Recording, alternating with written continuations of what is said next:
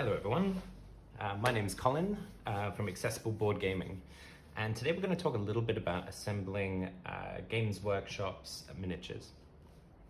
So I've got in front of me the basic equipment that you'll need to do this, and I'll talk you through each of the steps one by one.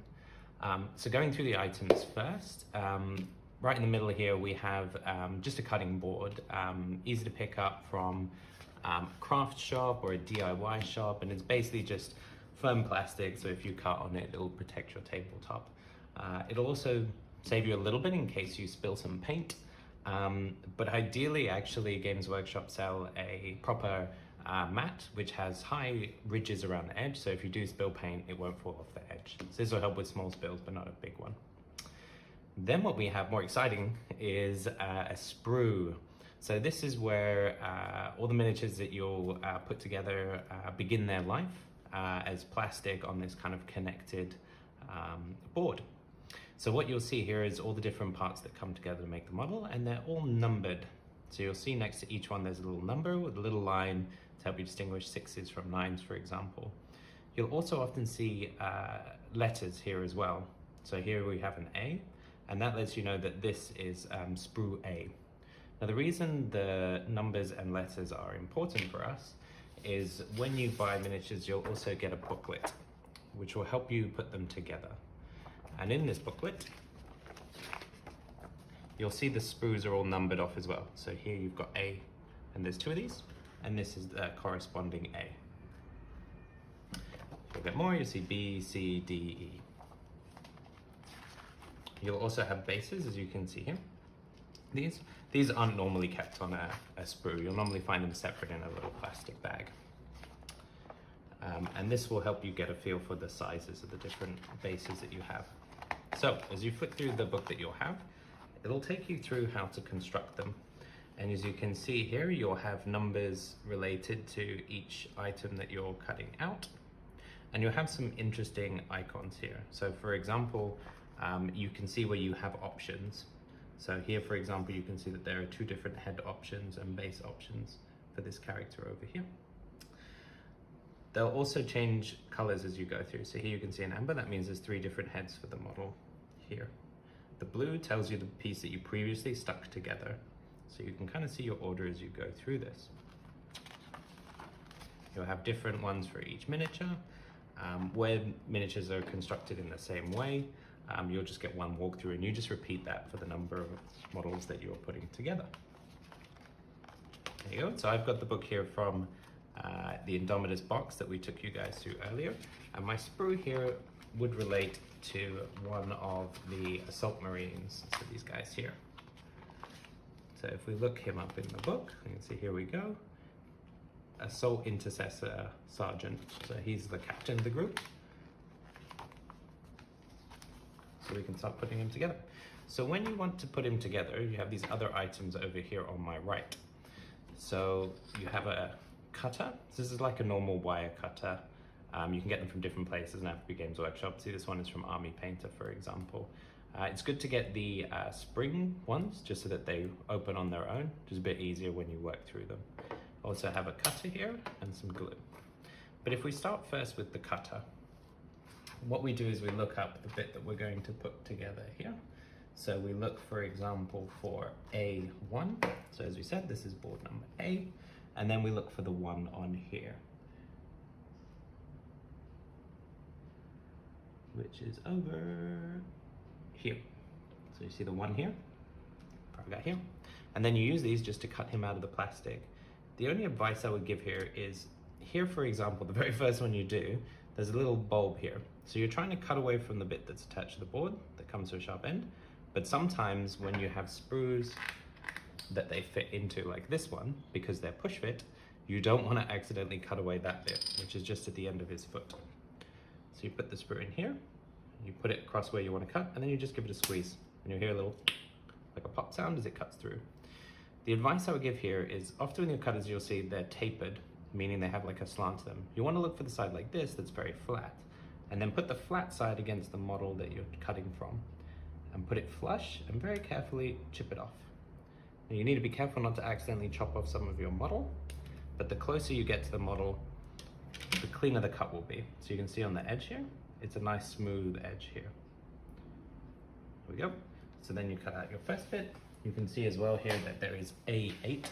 So we look for number 8 here, which is over here.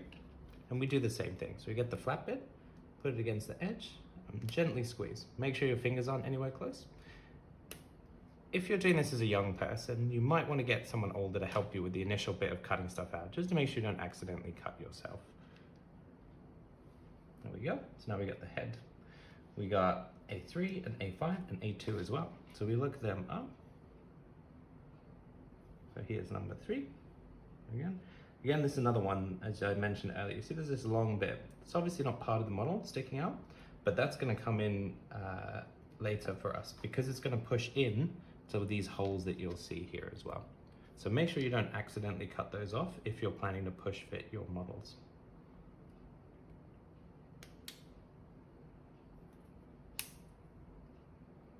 Here we go. So that's number 3 done as well. And we have A2 and A5. And it does feel sometimes like a bit of a treasure hunt as you're looking around these sprues to find the numbers, and it always impresses me how many they managed to fit onto here. So here's number 5, the head. Again, he's got a little bit sticking out from his neck. It's going to seal in, so don't cut that off by accident. If you do, it's not the end of the world. You can normally glue around it, but it'll definitely make things easier if you don't accidentally do it. Cool. So we just need A2, which is his leg.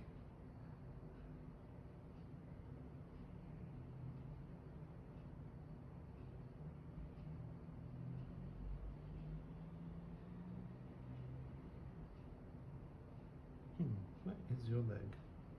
Should be your right foot.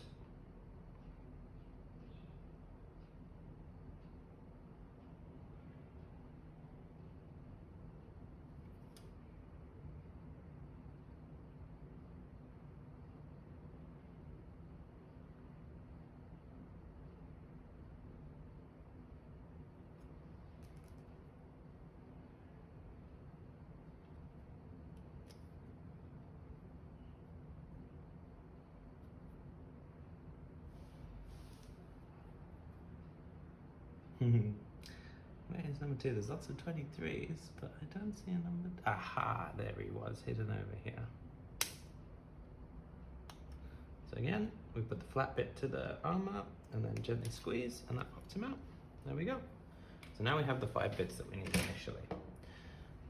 So here we have glue. So this is for gluing your parts together. But as I mentioned, with a lot of the start collecting ones like Indomitus, like the start here boxes, you don't necessarily need the glue.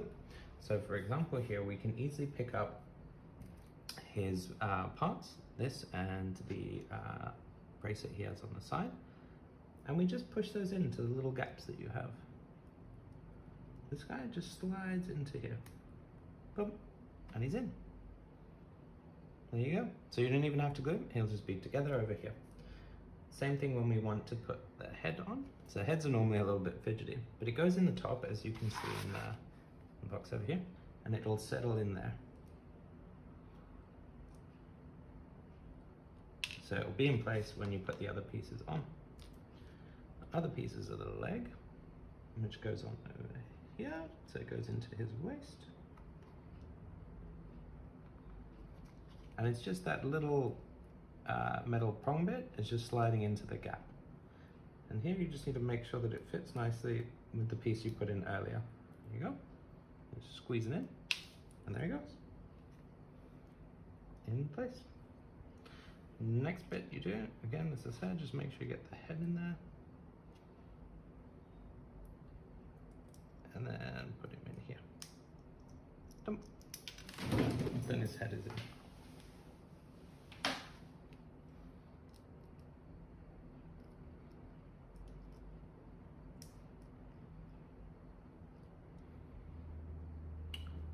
And then once you've done that, that's your first bit of him together.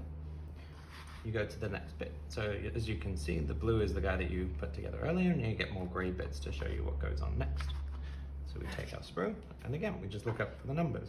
So we've got 14, which is his backpack. A14. over here.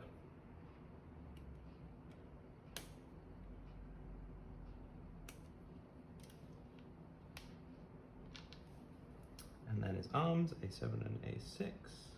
So this guy, as I mentioned, you can have two different versions. You can have him with the pistol, or you can have him with a plasma pistol. I would probably go with the plasma pistol, it's pretty cool. But you can make your choice. You can look at the books to check which one specifically you want and kind of check up the difference. So here's A7. What's cool about A7 for this guy as well is you can see that his arm is robotic. So at some point his arm's been blown off or cut off, and he's replaced it with a bionic one, which is pretty cool. Then we have A6 over here, which is his chainsword. And then that's it. So then again, we look it up, so you can see on his left arm is the chainsword. Look it up. It's got the bit poking out that we were careful not to cut off by accident earlier. And you push this in. There you go. And then on his right arm, we've got the gun. So same thing, just push it in. Boom. Backpack goes on his back. Push it in. And then we have the base that I mentioned earlier. We put him on there.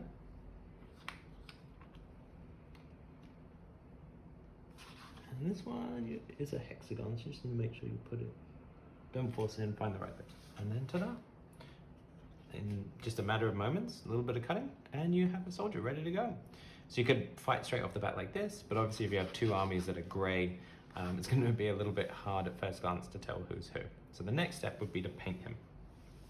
But before we jump into that, I'll just talk through your options. So this is a quick, easy way, particularly if you have a young hobbyist that you're working with, you don't want them to be using things like glue. This is a fine way to go forward. And you can, particularly with Space Marines, you can find a bunch of push-fit models that you can put together.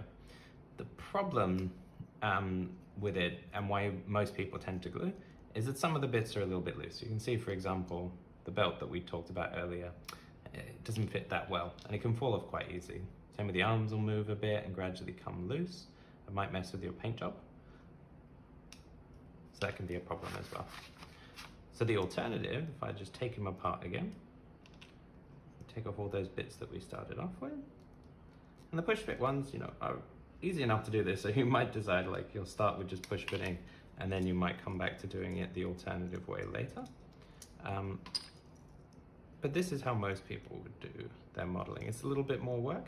But also you'll see, for example, that these fits over here are not quite perfect when you push fit. You squeeze all you want, you're always going to have these little gaps, which often people don't like on their model. So the alternative, can I undo this guy without? And pull them apart. There we go, so that's his chest piece off. Then his head will come off. And then we just need to get his body apart. The alternative is to glue them together. So you have options for your glue. I normally buy the Citadel one. The reason I buy the Citadel one is because of this long neck. So as you can see, it comes with this nice little piece over here. And this makes it very easy to be very precise about where you stick the glue because it's got a small nib. So if I wanted to glue them together, I just go back to the start. So we had A1, was that his main body? And we had this piece over here. And what I'll do to make sure you get a nice fit, this is where your cutters come in, is I'll look for just that little raised bit and just gently slice it off to make sure it's nice and smooth where it's going to fit in. Same with the top of his helmet where I cut him off before, and just shave that off so it's smooth. You'll still see it, but the point is if you rub your finger and it feels smooth, then once you paint it, you won't notice. So what I do now is I take my glue. Sometimes the glue will get a bit stuck, but then you can easily just heat it up and that will turn the solid glue that gets stuck in the pipe into a liquid. So then it'll come out nice and easily again. So you look at the top and you just squeeze a little bit out the end. So as you can see, if I was doing this from like a normal base, like say I just used without the nib, a lot of it will come out and you won't be able to place it very easily onto a specific area. It'll be a bit more work. I mean, you can do it, so buy whatever's available to you. This is the one I prefer. So now when I go to his side and push it in, it's going to seal up nice. It's going to come up much more flush, and it's going to be a hard fix. So this won't be very easily pulled off in future. So it means your models are just a little bit more robust and you get a more flush finish. I'll put this guy back on here, because I'm going to use this again in a minute.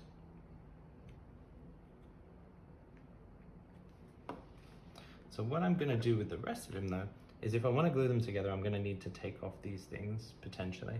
You could stick them on with these pieces still on, but it means, as I said, you know, that flush fit won't work quite so well. So in this case, you can just chop them off. I'm here, and his arm, another one, take that off. His head, I'll probably leave the head bit on and glue around that. This one has its post going in. I'll probably keep this one as well, because it won't matter if the backpack's not super flush. Okay, so then what I'll do is I get this guy, and I'll chop off the little bit in the middle here as well.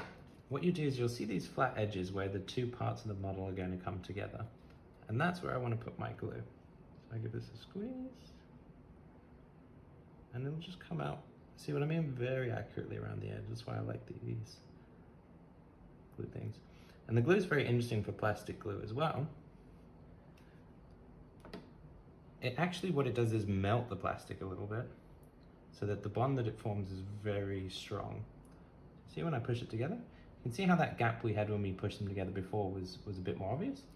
Now, because I've taken that off and I can really push them together, it's much more closely put together. So very hard to see that bond. Okay, so that's that bit there. Now, once you start to glue little bits, you'll have to be a little bit careful, because it will take a few minutes for it to bond together. But if you're careful, you can continue moving forward.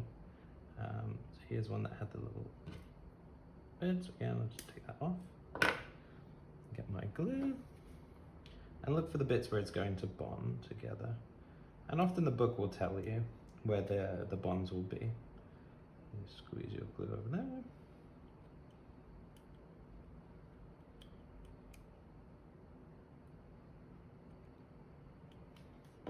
And then put it back on. Yep. Again, see, much tighter fit. Then we will look for the next bit, which will be his backpack and his arms. So again, it's quite easy to see where they will go. Put a bit of glue on there. Same on the other side. And this is where you need to try and do things in order, because you might get situations like this where the head's not going to go in now because I didn't do it in the order. But I'm gluing together, so it's easy enough. I can just take off the bit that would go in there. Put the glue on top. And then put him in. There you go. Now his head is on. And little bits like this are fun because you can actually choose the angle that you want for his head. So I'm just going to have him pointing nice and forward. I'm going to stick his arms on. And again, can choose how I want him to have his arms. So I'm going to want to have his arms raised high, so he can be seen by his squad leading the charge forward. Plasma gun, he's charging forward, so I'm going to have that a little bit out to one side. There you go. Finally, his backpack. So go in there, and pour a little bit in the hole, and then push this guy in. So again, I have to be a bit careful because I might push his head out the way if I'm not. There we go, his backpack's on. Let's make sure it's nice and straight. Yeah. Then finally the base.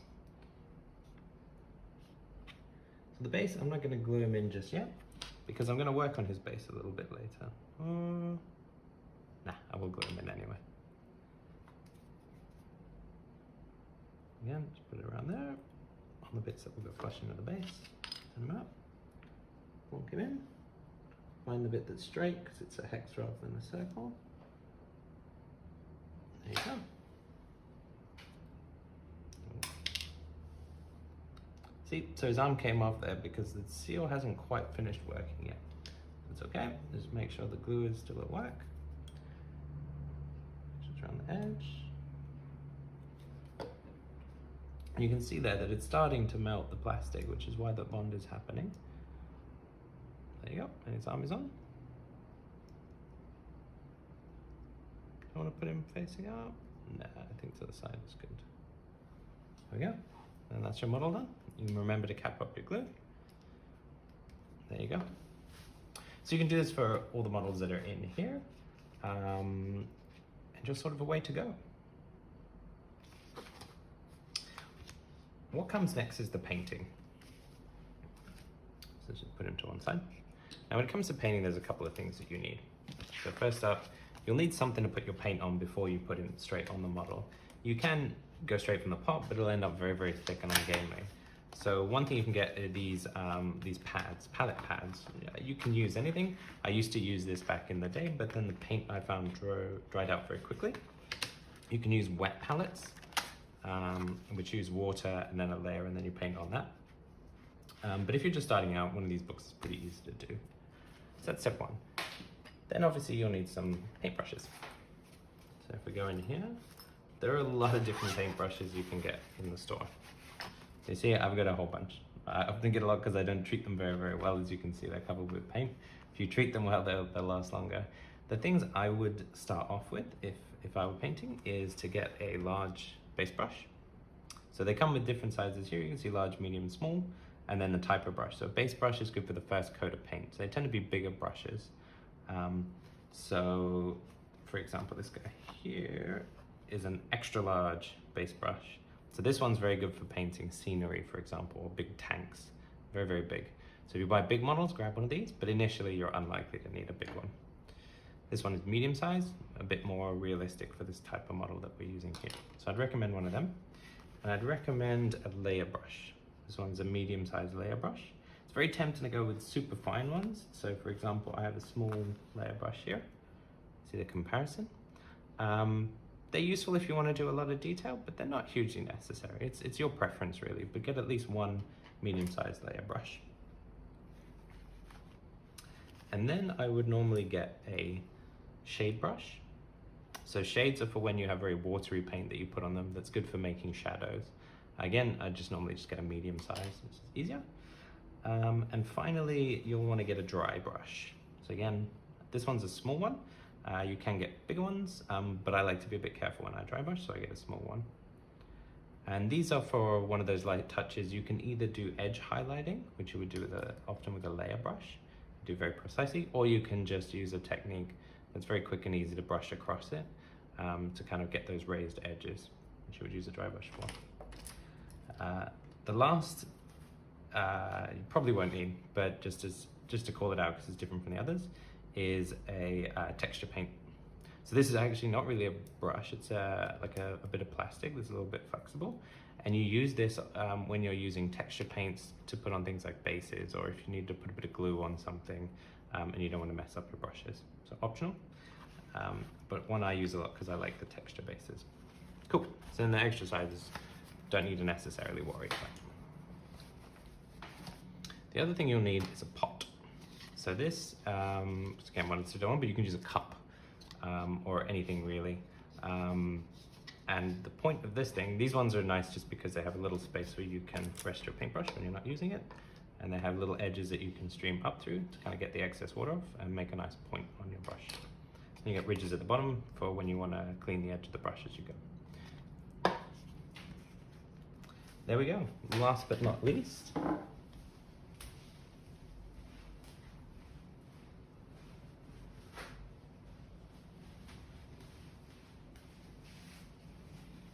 some dried towel. So this will be useful for you when you want to just dry off your paintbrushes.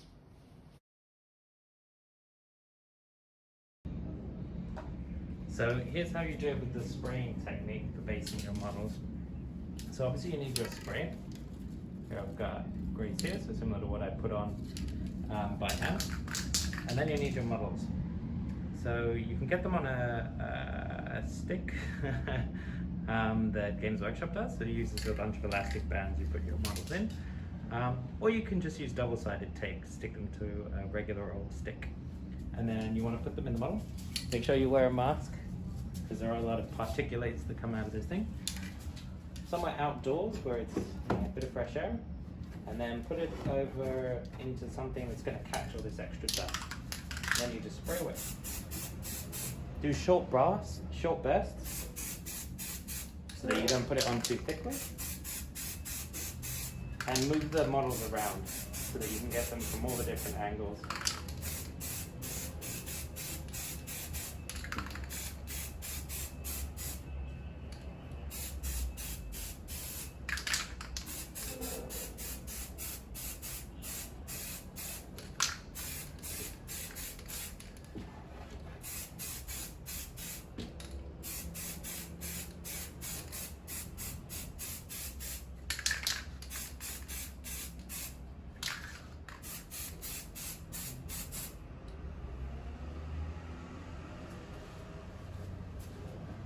There you go. You can do 2 coats if you want, same like when you're painting them by hand and you're doing your layering. Just give them a second to dry. And as you can see, there's a lot of dust here, so do make sure you wear your mask so you don't breathe all of that in, and do it somewhere ventilated nicely.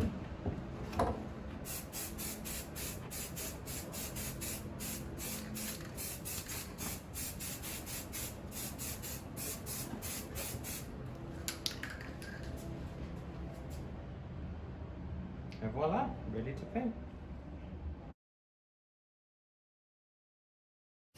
Okay, so now we've got our guys constructed. I made 2 of them, so they're all glued together. And now we're going to take a look at painting. So first thing to do before you jump into painting is I pointed out before that you can use some box cutters, and be very careful with these because they are very sharp, to just go over what we call mold lines if you have any. So just before you paint, just double check your models. See if there's any bits standing out that you've missed. So for example, there's a little bit up here that when I chopped out, it's a little bit raised, and you can feel it a little bit raised. So what you do is just kind of run this very gently across it, just to make sure it's nice and flat. And you'll still see a little bit there, but if you feel it, you can feel that it's flat again. So make sure that the guy is all good and ready to go. Then the first thing we want to do is we can paint straight onto the plastic, but you'll have some issues there in terms of how well it adheres to the model itself. So the first thing we do is we take a base paint. So you can see I have loads of paints out here. Use as many as few as you want. But the first one you'll start with will say base on it. So this base is called Gray Sear. So it gives you a nice light gray color that's good for most of the rest of the colors you put on, and it's particularly good if you use contrast paints, which we'll get to later. So I pick one of my guys, pick one of my brushes. So with the base, I normally go with a relatively big brush, and often they'll say base, which matches with the base paint. And what we're going to do is use the palette I have over here. First, get your paintbrush a little bit wet. Open up your pot after you give it a good shake. So the shake will make sure that all the paint inside mixes up nice and smoothly and evenly. Pop it open. And then on the Citadel paints, you'll see that there is like a little cap that gets your little pot of paint right up. It's easy to pull hold of. Take a little bump, put the top on, put it back, then put this onto your palette. Push it out, so you get a big chunk of paint there. And then you can see it's a little bit thick initially. So what we do is we grab a little bit of water, just a little bit, and then just mix that into there. So it becomes a little bit smoother. It seems it's moving around the palette a lot easier.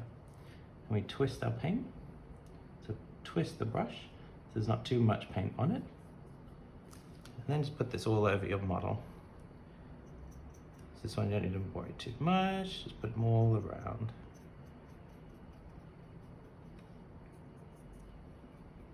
So I'm using a big paintbrush here because then it's just a lot quicker and easier. You're not particularly fiddly because this is going over every bit of the plastic. And this is normally the way that we start off because it's just easy. You just pick up some paint, put it on. The other option is to spray paint them, which is a lot quicker and gives you a much smoother texture to the paint as it goes on, which will be better for when you come over the top of it, and it'll give you a smooth, realistic finish to your models.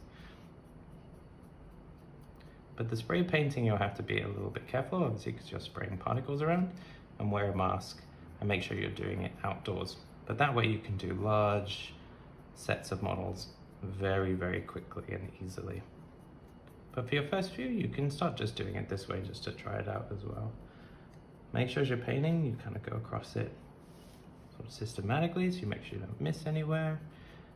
And make sure it doesn't go on too thickly in any one spot, or it will cover up the details And one of the great things about Warhammer's models is they are very, very detailed models.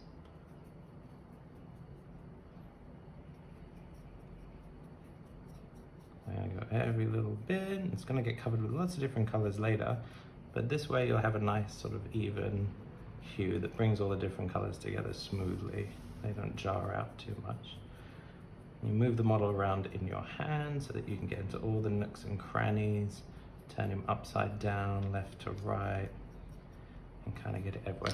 You run out, it's easy. Just grab your paintbrush. You've shaken it once already, so you won't need to shake it again. Take a blodge, put it in there, get some water, move the water into it so it comes off nice and smooth. Give it a twist, and then keep painting.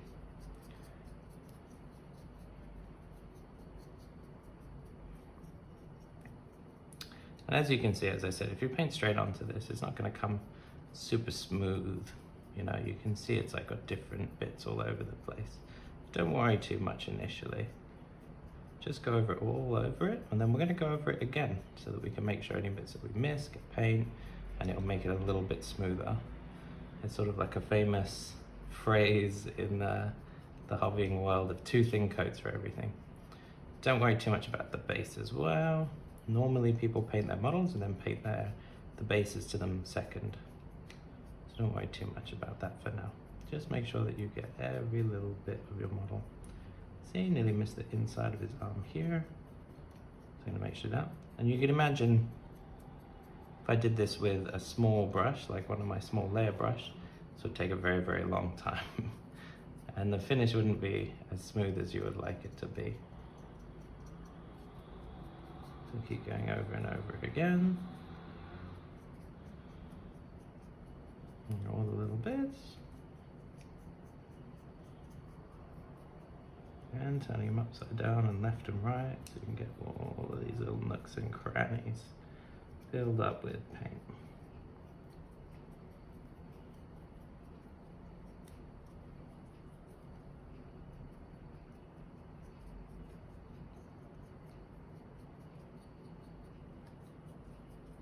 Add a little bit more water to your paint, it starts to get a bit dry, so you can make sure it's nice and smooth.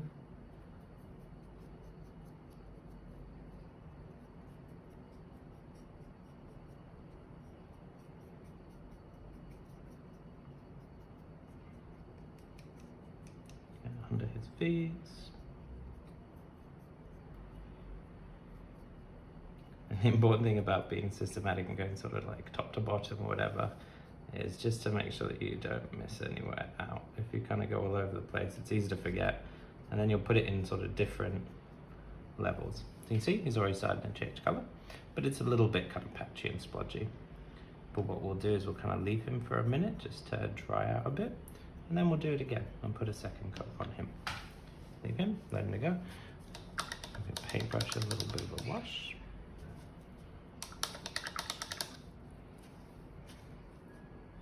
And you dry it on the little paper towel that we have. Just give it a little push. Don't push it sort of nose first like this, because you'll damage the brush. Try and do it sort of side on, kind of pull it down and twist. Now after that coat's had a bit of a dry, I'm going to do it again, give it a bit of a shake, pull out some paint, and start again. So put some water in just to make sure it's nice and smooth, it goes on the model nicely. And start again, starting from the top and sort of working down. So we go over his backpack, getting into all those little nooks and crannies. The good thing about spray painting it is it's a bit easier to get into all of these nooks with the spray paint. Some people use an airbrush, it's a little bit more fiddly to maintain your airbrush, but a little bit more controlled than obviously spraying out of the can. So you can see already that it's starting to make a much smoother, even color across him with the second coat going on.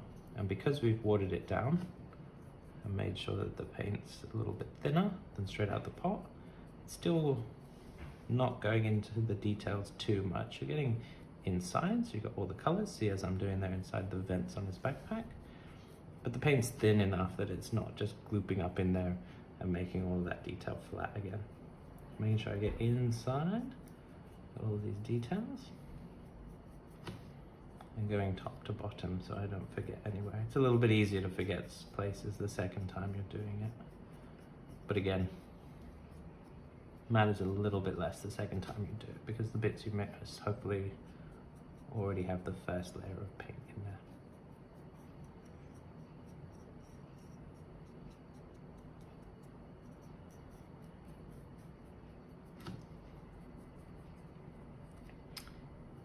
Now with the colors that you choose, I'm gonna paint my Space Marine quite a gray color because he's gonna be fighting Chaos Space Marines who are quite a dark color.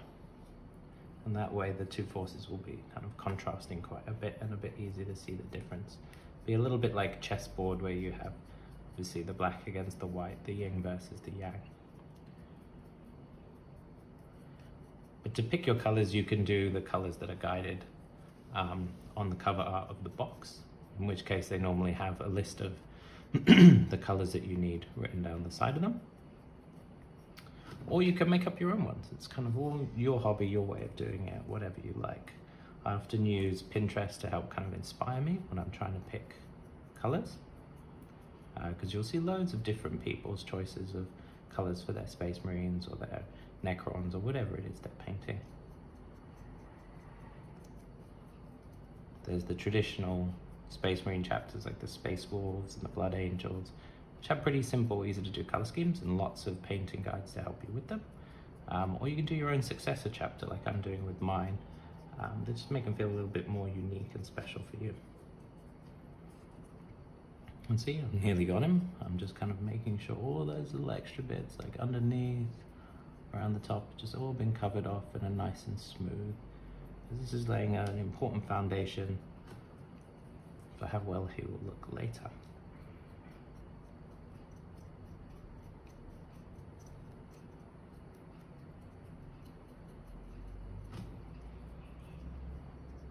Sometimes you'll want to paint a couple of different colors as your bases. So that's what I'm going to do as well. So I've done the base for grey for the lighter bits that he's going to be, but then I'm also going to use Abaddon Black to colour in the areas that are going to be a very dark base that will help create a bit of contrast and interest when I look at him. So I'll use those for the bits that are sort of likely to be what they call plastic, or like more of like a plastic material like his gun case over here. See, giving him one last look, it looks like we've got all of him now. There you go. So you compare him obviously with what it would look like initially. He's already starting to get a round-up colour on it, which is very, very nice. So again, you'll need to leave him with a bit of time to for the paint to dry. If you paint onto paint that's already a bit wet, then obviously potentially you'll get a bit of mixing and it won't look so good. How long you have to wait will depend a little bit on where you are. Sort of warmer places, drier climates will dry a little bit faster than if you're somewhere cold and or humid. There we go.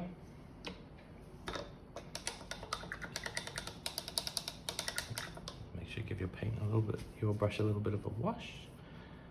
If you don't wash it, it'll start to get a bit clumpy and it'll struggle to get onto the model kind of smoothly and evenly and easily. So when that starts to happen, you feel it's going a bit weird, just take a moment to sort of paint it up.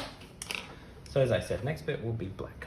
So I'm going to move on to a smaller brush because I'm going to be doing more detailed bits. I'll pick my black paint.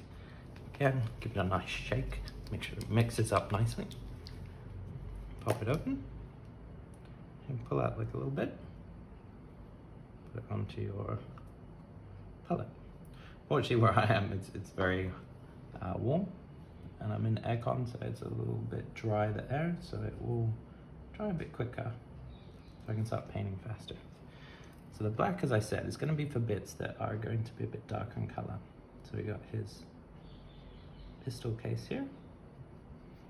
I'm going to paint on top of that. And I'm painting the black on second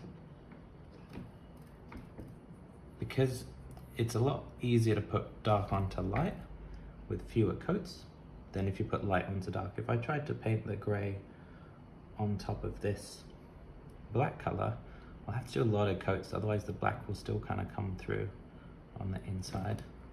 So when you're doing the dark ones, be a little bit more careful as you're putting them on. Kind of twist it around in your hand so you can get to the spots you need. Same as before though, put a bit of water into your black so that it comes on the paintbrush nice and smoothly and easily. If you get some on the rest of the model, don't panic. You can always just paint back over with the grey, give it a few coats to kind of get rid of it, and then you're good to go again. And you know, how much cleaning up you want to do kind of depends entirely on you. If you're into playing the game more than painting, then worry a little bit less. Just get them done, what we call sort of battle ready, enough paints you're ready to go, and don't kill yourself too much. Whereas if you love the painting element of it, then take a bit more time. If you love both, that's even better. So here we go, I'm doing like his little pouch here as well. It's going to be the same material as his gun holster, so I'm putting the same base color onto it.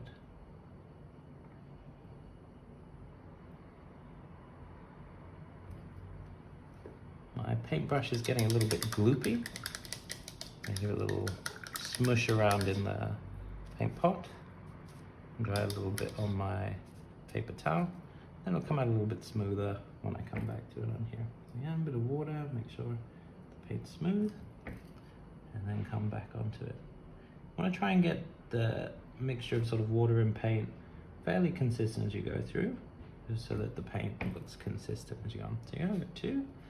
And then what's also going to be a bit darker is the little bits in between the armor plates.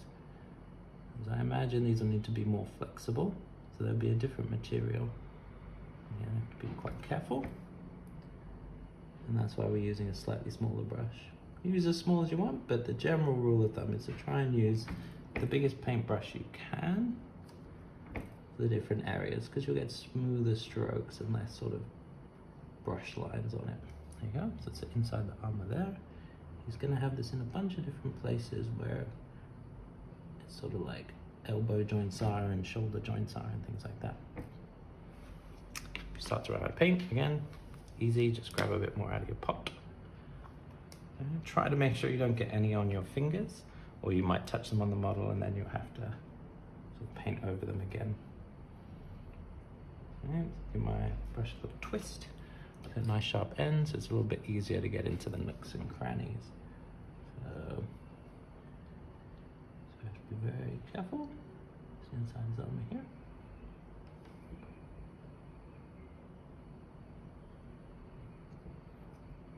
And again, when you're new to this, don't worry too much about getting every little detail right, because most people are going to be in the middle of battle looking at your models quite this closely.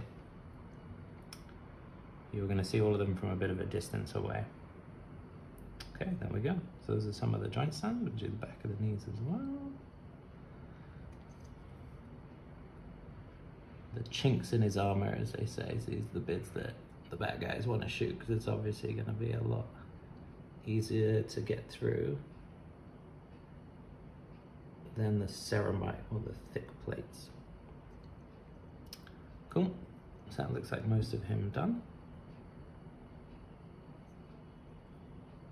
So now he's got 2 layers done. A little bit of a wash my brush. Now when you're swapping again from a dark paint to a lighter one later, make sure you get all of that black off of here. Otherwise it'll get into the next paint that you use. So now there's a couple of different techniques you can use from here. The main thing you want to do with your models is kind of create a nice 3D effect by making good contrast of the nooks and crannies, which will obviously be darker because they're going to be shadowed, and the bits that the light's going to touch directly that are risen up. So one way to do this, the traditional way, is to use washes. So now I got him all done here, I'm going to wash him so that I get paint going into all of those little recesses that you can see in his armor. The traditional way is to use what we call a shade here. So they come in bigger pots, because you're going to use a lot of them, called shade. This one's called none oil, so it's a dark black color. Don't need to shake it as much because it's very watery. Pop it open here. I'm going to swap to another brush then. So here we go, we have a brush that's called a shade brush. You got an M as well, so it's a softer kind of bristle. You do those, you come into the pot, take out a bit. You can see it's a nice dark color and very watery. So you don't need to water this one down, it's already very wet. What we do here It's similar to the base. We're going to cover the whole guy so that it gets into all of those little nooks. This one's easy to get everywhere, but the trick is to make sure that the wet paint gets into the little nooks and crannies. So on his chest here, you see there's always little nooks in that armor plate that we want to make sure the water gets into, and it doesn't pool up. See on his helmet here, it's pulled up a little bit. You just kind of push that away with the brush. So just kind of pushing the paint all over here. And then go everywhere.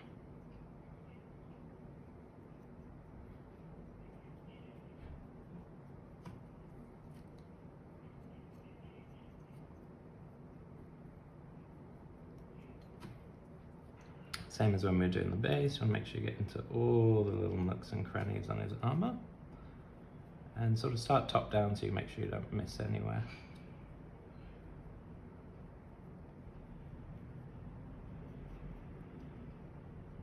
Yeah, and so you can see on his pads, it's very easy when you do washes for it to pull into flat bits. So sometimes when people do this, they won't necessarily wash the entire guy. They'll focus very specifically onto the recesses and try and get the paint just to go into those. But that's a little bit more time consuming, so it's up to you if you want to do it. But for example, you see around the plate here, they might very carefully just go down the edge there to try and get it in there and leave the other raised bits. But for me, I leave that to when I do the dry brushing. So I'm just gonna go over everything in one big go. I guess it's faster than you see. It might not look quite as good, but that's fine for if you just want to get him ready to play with. There we go, moving over everything. And it'll take a bit of practice to get used to the right amount of paint to put on so that you get into the nooks and crannies, but you don't pull too much. So don't worry. The first models you do will always look not as good as the ones that you do later. I won't say crap, I'll say not as good. But you definitely get better the more practice you get. And that's a very rewarding aspect of doing the painting. You see you'll get yourself getting better every time you do it.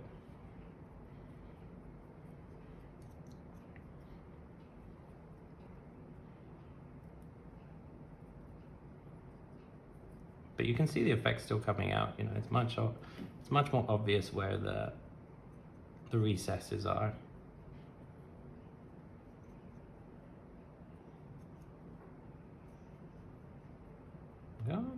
Kind of just turn them around, make sure you have got everywhere. There's no bits that have obviously been missed out. So sometimes the inside bits, the bits are a little bit hard to get to, are the ones that you'll typically miss. So just take your time to double check all of these bits.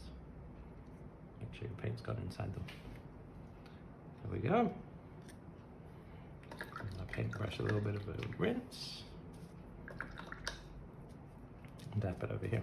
So you can see there's a bit of a difference here between the two already. And what I'll do next is show you comparing sort of this approach with the contrast paint, which is similar to the shades, but a new approach to doing it.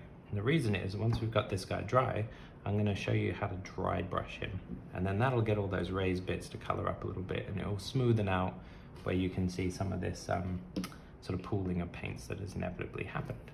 But first you have to wait for him to dry, and the shades, because they're very, very wet, will take a little bit longer than the base to dry. Because they're wet, and it'll just take a bit more time. So just be patient, make yourself a cup of tea or whatever while you wait for it to go through. Don't do it too early, or you'll end up, your dry painting won't be so dry because it will have mixed with the wet and it won't go so well.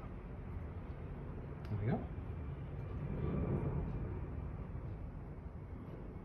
Make sure it's all done. And this one you won't need to double layer as well. You can do this just one time.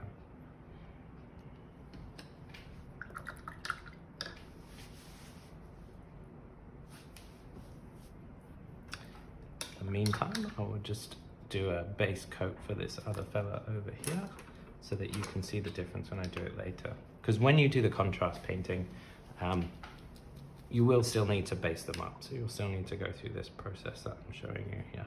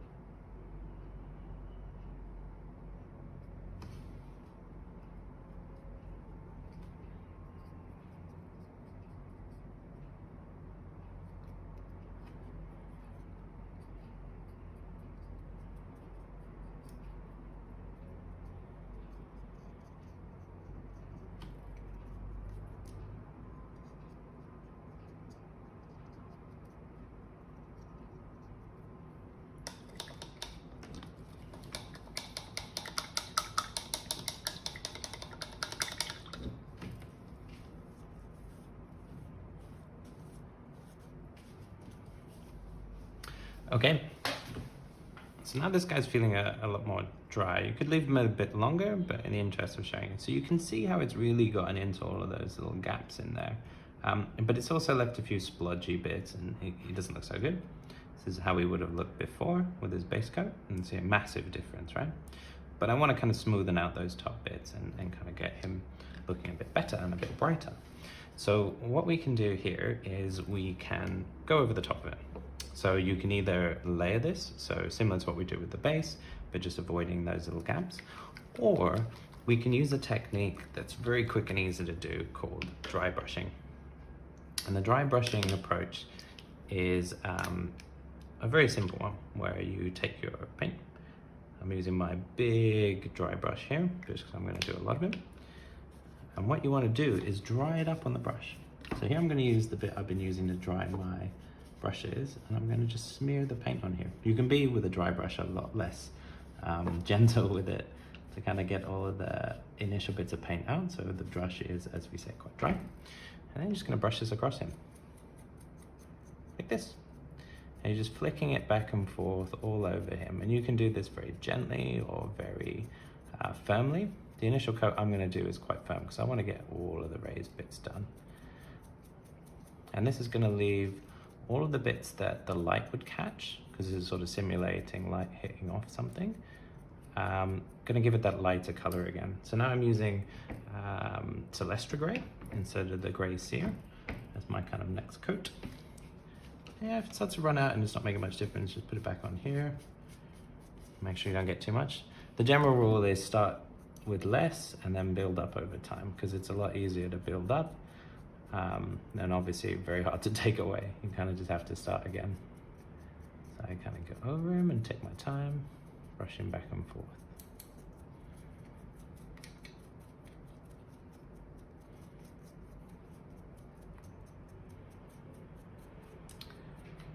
And what you might want to do is occasionally, if you hit like little issues, like here I was brushing a bit too hard, so you have to be a bit careful when you brush. So now I'll need to stick his arm back on like we did at the beginning. Is just get your glue and stick it back on the arm. No big deal. But sometimes, to avoid this, people will do what they call a sort of a part assembly. So they won't glue all of the stuff on at once.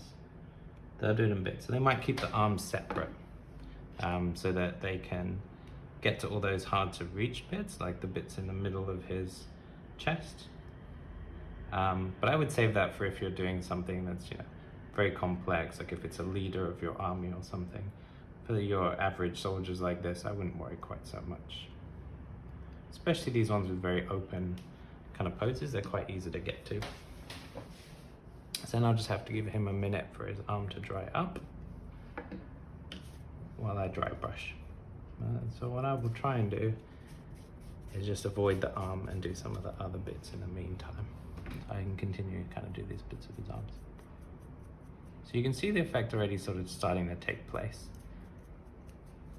The raised bits like this kind of shield here, you can kind of focus a little bit on, brush them up, same with like his leg pads here, kind of go over them. And now he's starting to get brighter a bit, but you can still see the dark spaces, like those bits inside of his jetpack are still dark because the brush doesn't quite reach into those. The other problem you'll see here is the bits that I painted black before as my base coat are going to get covered with the dry brush as well. So I'll have to go back to them again. So often you find you'll do all of one bit, the big dry brushing like this, and then go back over the other color zones that you want to do, which is what I'm going to do with the orange to kind of show you how that works. See, avoid that arm that I just glued on, or you'll just break him off again. There we go. So I kind of pause on him. I'll come back to him in a minute once his arm is dry.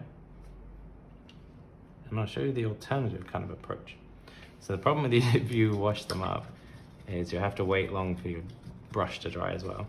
If you try and dry brush with a wet brush, it's obviously going to be a bit of an oxymoron and not work very well. And I'll do that as well so that the paint doesn't get too dried into that. So the next guy, instead of doing the wash and dry brush approach, what we do with him is use contrast. Very similar thing, a little bit of a shake, again, it's quite a dark color, similar to the Nun oil we've done before. Put it on your palette. You can go straight out of the pot, but I like a bit of control of using the palette. What we do here with this guy is the same thing. So you're going to give him one relatively thick coat.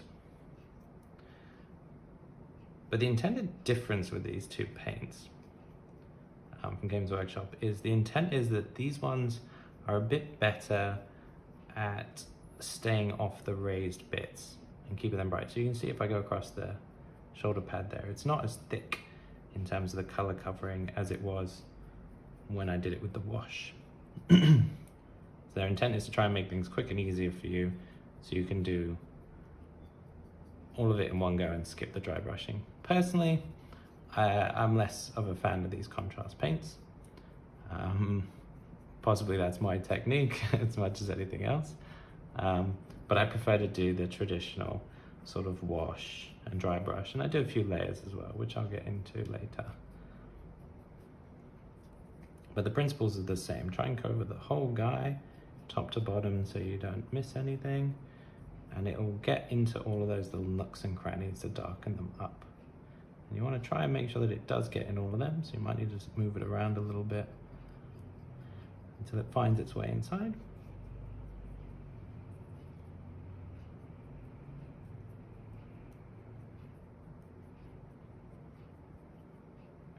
And then the intent is you can sort of either leave them and then you're sort of done. So you could do contrast a couple of different colors, like do the armor and then the leather bits and then the metal, and you're kind of already got a few different colors and you're good to go if you want to jump into playing. Or you can do a little bit more, spend a little bit more time over it, cover a few more bits. So you can see the effect, as far as I can tell, is very similar to if you're using the wash approach, and has the same kind of challenges, to be honest, where you do still get these kind of pooling and it's not particularly smooth on the bits that you would expect to have an even texture. So I feel you're probably still going to want to go back over this, carefully layering or dry brushing.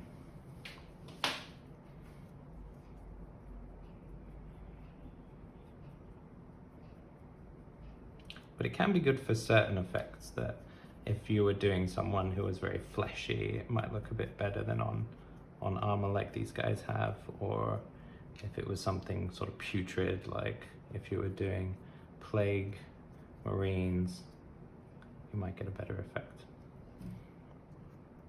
There you go. So similar kind of thing. Once you've washed him all up, you're going to want to give him quite a bit of time to dry. Just make sure I've done all of the bits on him.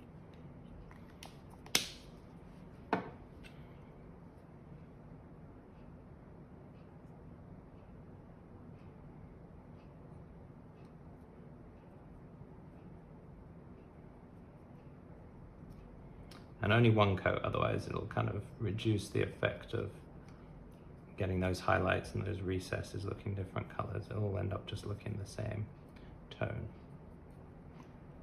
There we go. So you can put it down, give him a chance to dry out. So now we go back to this guy. So as you can see, he's starting to look lighter in color, and you can see the raised edges are looking a bit brighter and easier to see that 3D effect. Then you can go over again. So what I do here is I use another brush. It's a little bit smaller, and I use a brighter color, like this white, for example. Check him out.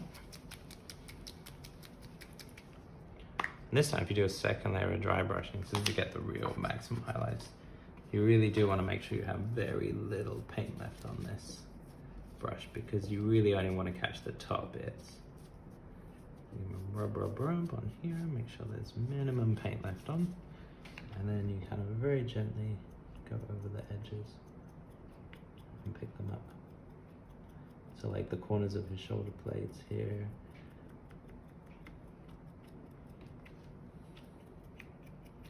And that'll just add another layer onto it that makes the 3D effect even more obvious. So be careful with his glued on gun arm. some bits of his face. So I'm doing very gently, just trying to get those top edges.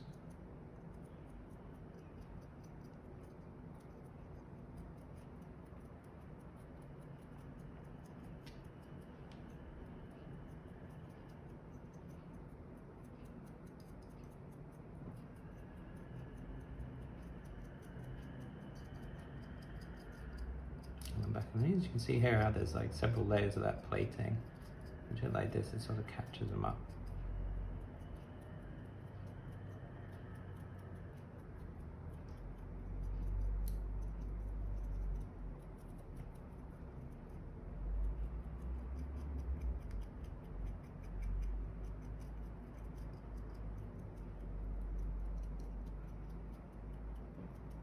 There we go.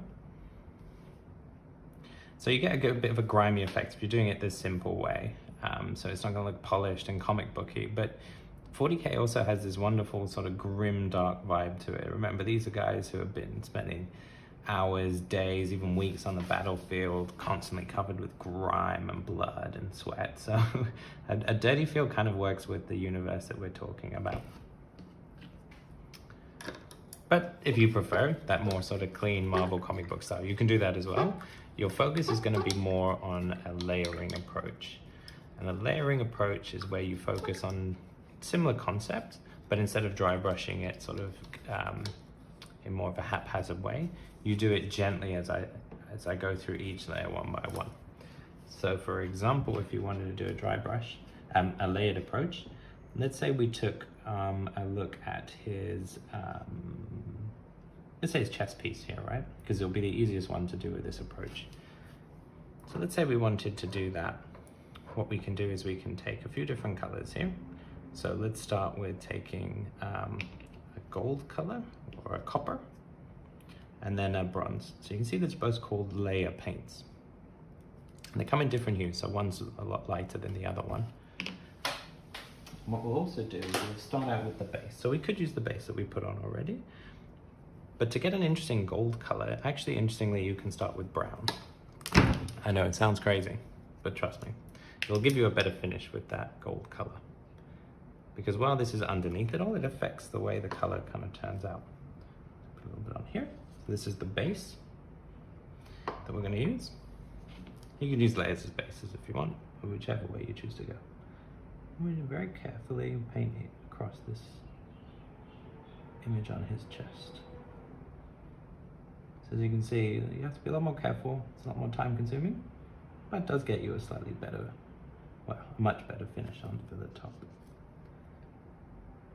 So what some people will do is they'll do the sort of quick rough and ready approach when they're doing large armies. They have lots of units to paint in one go and not much time in between the other activities we all have to do in our day.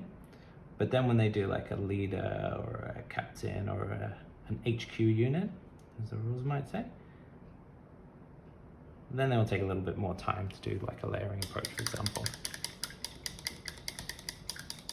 So again, when you're going to change colors, make sure you wash out your brush so there's none left on there.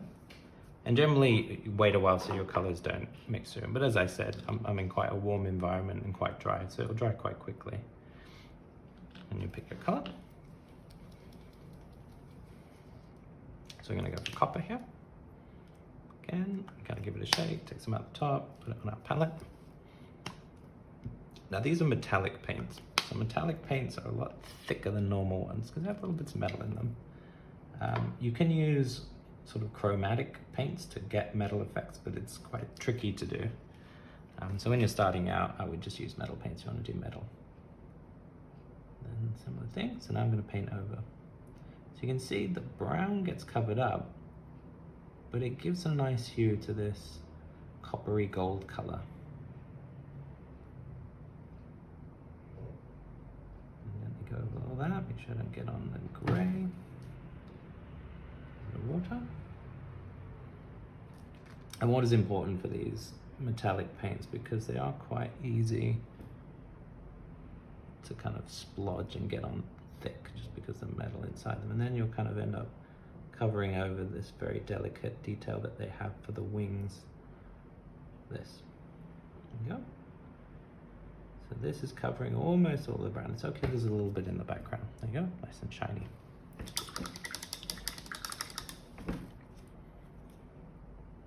Now the layering comes in. Again, we should leave them to dry a little bit more. But the layering comes in by picking your next color and just trying to get the raised bits. So in this case, what I do is I take my paint and put it over here.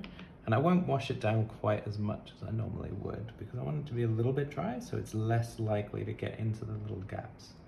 Try it off, make sure there's not too much paint on my paintbrush. And then I'll very gently go over the raised bits, like the skull's face. So I'm not going like straight on to try and do everyone individually, that'll take a lot of time. If you go side on and gently kind of brushed across them, the side will only really catch the high bits. So that will kind of go in and you'll see it catching there. And it has, again, this lovely kind of 3D effect to it. There you go. And you can do the same thing with the rest of it. So you saw I was dry brushing those edges, but I can just as easily grab my white where I want to get the really high edge, grab some of the paint. Again, don't water it down quite so much, just a little bit. And catch the edges here. This is what's called like edge highlighting. So once you've done your layers up, you would edge highlight just to catch that. So it's a really stark difference there. See, again, I'm not going like straight on because it's an edge. You can use the side of the brush here. You can do the same thing over here. See, kind of really making a sharp difference there. You can also do it on the straight bits. So say I want to catch top, you can go like top down as well. Kind of catch those raised bits. And the helmet as well. So this gives you more, I feel, of like sort of that comic book or sort of anime effect where it's quite like stark changes. But it is very time consuming. So you can imagine painstakingly doing this for an army of say 100 models. It's going to take you a lot of time. But it's quite a zen thing to do. So if you do like it, you're not in a hurry, go for it. It also means you get a little bit more bang for your buck with your models because you'll take more time over them. It's tricky if you get it wrong. Again, it's a similar thing, just go back to it and paint over the bits that you got wrong.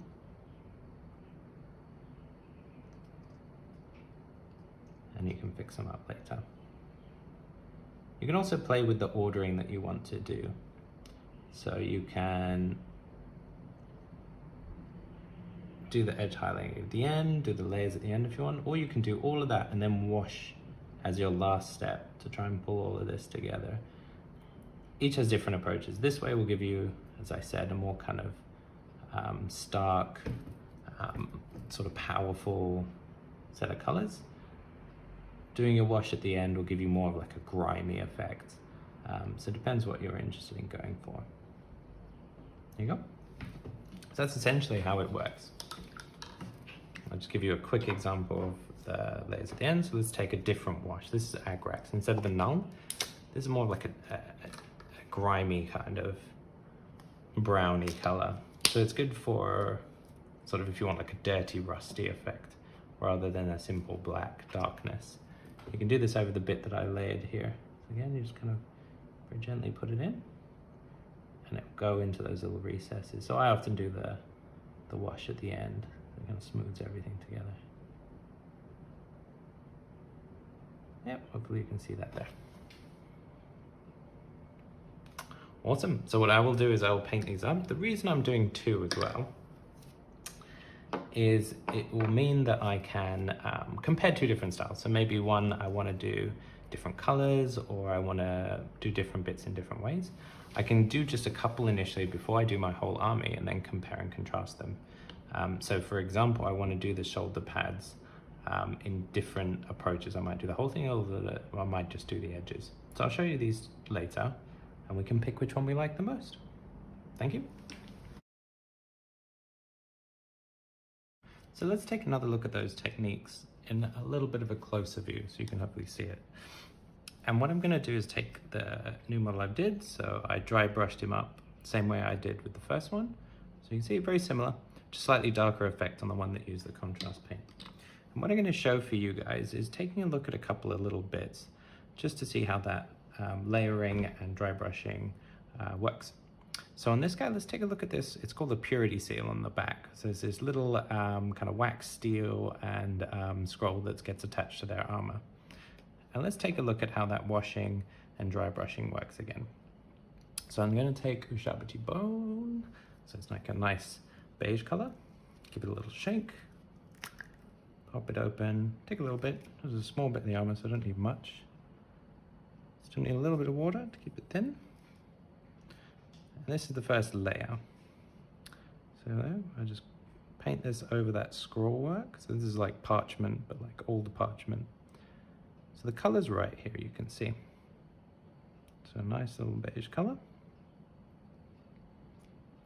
Simple, but not very three-dimensional. So that's coat one. We just leave him for a minute. And while that bit's drying, we're just gonna take a Bugman's Glow. Again, shake, shake, shake, shake, shake, shake. Pop it open, take a little bit. Tiny bit of water. And this is we're going to use on that little wax seal. So you see that little bit over here. Just put that on. This one, you know, might not quite look the color you want, but by magic, we're going to make that a bit darker later. There you go.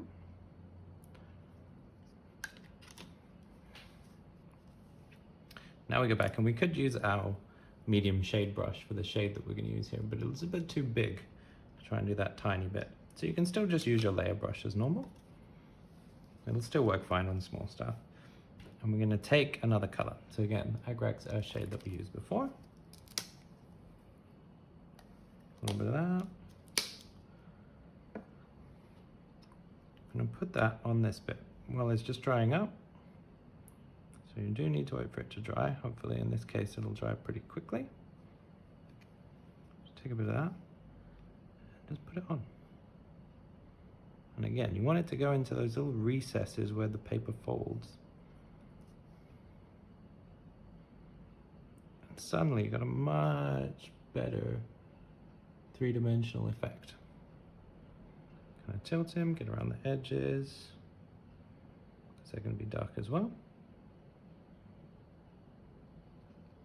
You can see much more like a 3D waving in the wind scroll work. You do the same, dry and brush up with the wax seal, but just use a different shade color. So this is Korberg Crimson, they were very funny names, which is red instead of that kind of dirty brown. So it'll give a much better effect for the wax seal. The wax seal, and then drop it in there. And you can see how that little circle in the center there is taking up all the red pigment. Again, just make sure you get around the edges as well. And the seal looks much better, and it changes the color of the first tone a little bit as well, making it a little bit more red. Then once that's dry, we'll come back to it and give it a dry brush, just to really pick up those edges. But while it's drying, in the meantime, what we can do is take a look at what I mentioned in terms of doing layering instead. So with the layering, what we're gonna do is we're gonna create like this highlighted green effect on the gun's casing. So I'd imagine there's sort of like a leathery finish on this gun's top bit, just to like grip it if he needs to change the clip. So I'm gonna put the black back on. It's gonna even it up, so it's my base color, which will make the colors that go on top nice and dark. So I'll put that across the top as well. Do both sides.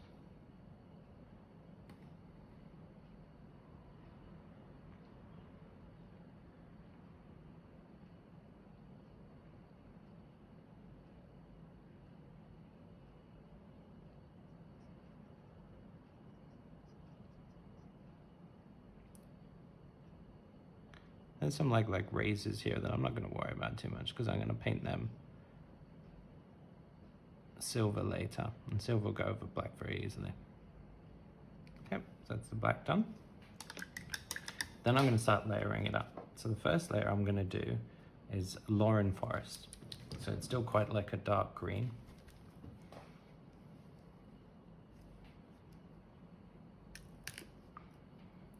And again, normally wait a while for the black to dry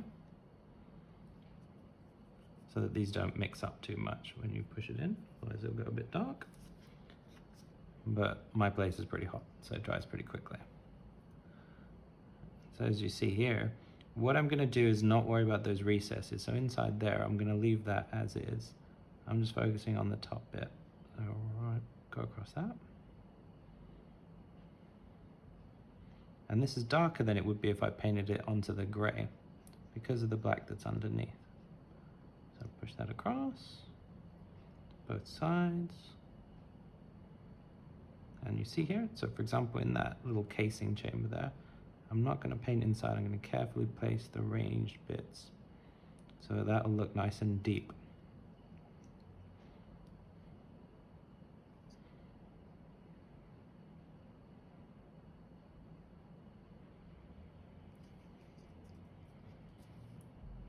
Carefully do the edges.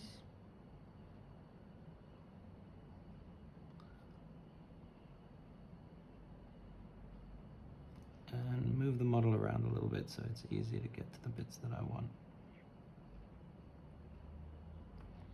And then here, because I want to still get those raised bits on top, I just gently, when the paint's nice and dry, rub it across the top, going perpendicular to the recess. There you go. So it's still quite dark, like a dark green. I'll wash my brush up a little bit, dry it up. And then while that's doing its thing, I use the same color. Shake it up, take a little spot from the top, put it in here, bit of water, tighten it up. And I go back over it to add another layer, but this time, again, I'm gonna focus on the raised bits and the edges. So the gun kind of has a turn to it and has these raised portions here. I'll focus on painting over that. And the second layer, I'll make those bits just rise up a little bit. Make them a little bit more green. Whereas the bits that I don't paint the second layer over, on the bottom side, I'm gonna stay a bit darker because the black underneath. Again, you can do that as many times as you want. Some people will do it loads, gradually layering it up. But what I'll do next is then you pick another layer color. So this I'm shaking up is moot green, so you can see much brighter. Take a bit of that. Don't need a lot, because I'm only doing the tip of the gun. Little bit of water, but not very much, because I want to be careful about where I get here. Now I take this and I just do the edges as I mentioned, so very carefully along the top here. This is your edge highlighting. There you go. There's another little raised bit here. And yeah, this is the problem with doing it this way. You get a good effect, but it's very slow going. You have to be very careful, very easy to make mistakes. Yeah, you see, so it's a very powerful line edge. And same bit here. And then I'll gently get these like raised bits that I mentioned before. Gently pan, so that I catch those. And you can do the edges at the back here as well. Turning it at a bit of an angle so I can catch them very carefully.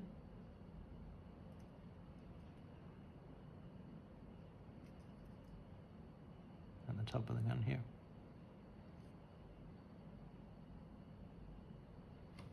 So that way you get this powerful effect.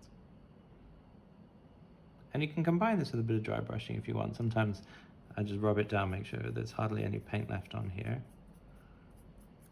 Rub it all off on the painting tray. And then just kind of gently rub it across. Just to give it like a dappled effect. That'll make it less like a sudden stark contrast. There you go. And now the gun really like has a bit of a pop to it. And now going back to that purity seal, which should have dried now, I pick another color. So I had Ushabti Bone initially and then paint over it, and I'm gonna pick a lighter color, Screaming Skull. And again, I could use my dry brush here, but it's a very small area, so I'm gonna have to be very careful. So I pick this one, but I dry it up. So I put it on my brush, but then I dry it up with my paper towel, and then just very gently just rub it across there. You see, it's just picked up those raised bits. And do the same with Bugman. Or you could pick like a very bright red if you wanted to as well. You can kind of experiment. Dry it up on the drying paper. So there's not very much on my brush, and not much will come off because I just want to get that top bit. Just give it a very gentle rub, and it brings up those edges for you. So those are how those two techniques work. You can see, very different, much quicker and easier to do the washing and dry brushing. And I feel a more gentle transition across them. But if you painstakingly go through layer upon layer upon layer, you can get the same kind of smooth transition on here. But sometimes the bright, stark difference is nice as well. Cool, there you have it. So now I'll paint up these two guys and show you the difference.